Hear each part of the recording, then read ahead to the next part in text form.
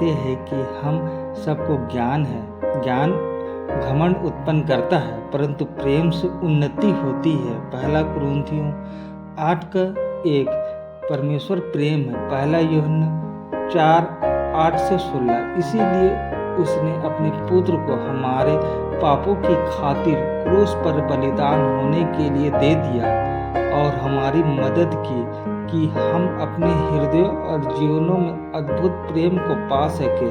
पहला यूहन्ना 3:1 अपने पिता की मर्जी को पूरा करने के लिए और हमें हमारे पापों से छुड़ाने के लिए प्रभु यीशु मसीह ने अपने आप को क्रूस पर बलिदान होने के लिए दे दिया ताकि हम अनंत जीवन पाए। इफिसियों 5:2 जब हमें यह उद्धार प्राप्त होता है तो उसे अपने अनुग्रह से इस बात की जानकारी मिल जाती है कि वह हमारे हृदयों और जीवनों में अपने अद्भुत प्रेम को दे।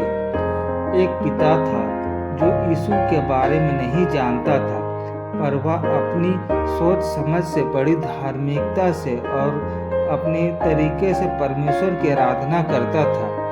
उसका व्यापार फल फूल रहा था और वह बड़ा विलासप्रिय जीवन व्यतीत कर रहा था। उसके बाद उसको व्यापार में घाटा होने लगा और वह कर्जे में डूब गया।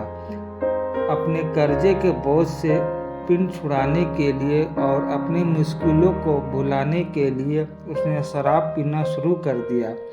शराबी बनने के बाद उसने घर में और अधिक समस्याएं खड़ी करनी शुरू कर दी।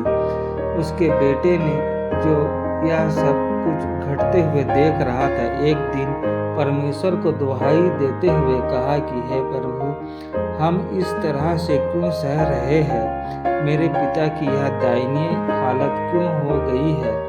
हमारी परिस्थितियां कब सुधरेगी? अगर तू सच्चा परमेश्वर है तो मुझे अपना दर्शन दे। अचानक उसके सामने यीशु आ गया। जब यीशु उससे बात कर रहा था तो वह अपने घुटने के बल ही उसके पीछे चलने लगा और नहीं जानता था कि वह कहाँ है, पर यीशु के प्रेम से इतना आकर्षित हुआ कि वह उसके पीछे घुटने के बल ही चलता रहा। कुछ समय बाद यीशु गायब हो गया। फिर उसके दरवाजे पर एक दस्तक हुई। जब उसने दरवाज़ा खोला तो उसने अपने माता पिता को वहाँ खड़ा देखा, क्योंकि वह अपने घुटने के बल यहाँ से वहाँ चल रहा था, इसलिए घुटनों पर से उसके कपड़े फट रहे थे और उसमें से खून भी आ रहा था। जब उसके माता पिता ने उसकी हालत पर आश्चर्य प्रकट किया तो उसने वह सारी घटना बयान की जो उसके साथ थोड़ी देर पहले घटी थी। अंत में उसने कहा कि यीशु ही सच्चा परमेश्वर है। सिर्फ इतना ही, इस बात पर माता पिता उग्र हो गए और उसे घर से बाहर निकाल दिया। पर वह परमेश्वर का सच्चा सेवक बन गया और यीशु के सच्चे प्रेम का प्रचार करने लगा।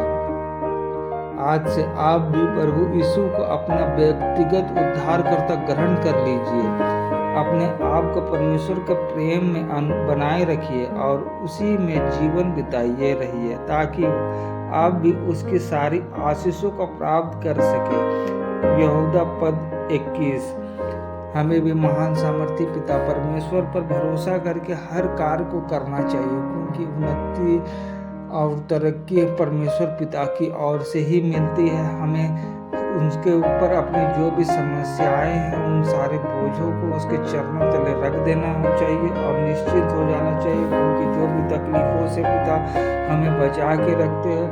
हमें अच्छाई के रास्तों पर परस्पर चलते रहना चाहिए। परमेश्वर हमारे पिता मार्गदर्शन करिए ताकि हम लोग उद्धार पर और तमाम हमारे आंसुओं को पिता पोंछ डालिए और हमें अच्छाई के रास्तों पर पिता परस्पर लेके चलिए, जिससे के कारण हमारा उद्धार हो। मैं तेरा धन्यवाद करता हूँ कि तूने अपने पुत्र यीशु को भेज दिया ताकि वह उस भयंकर अंधकार को मिटा दे जो मेरी आंखों के सामने छाया हुआ था। आज से मेरा हाथ पकड़ और मुझे उस राह पर चला जिस पर मुझे चलना चाहिए, ताकि मैं तुझसे बना रहूं और तेरी संतान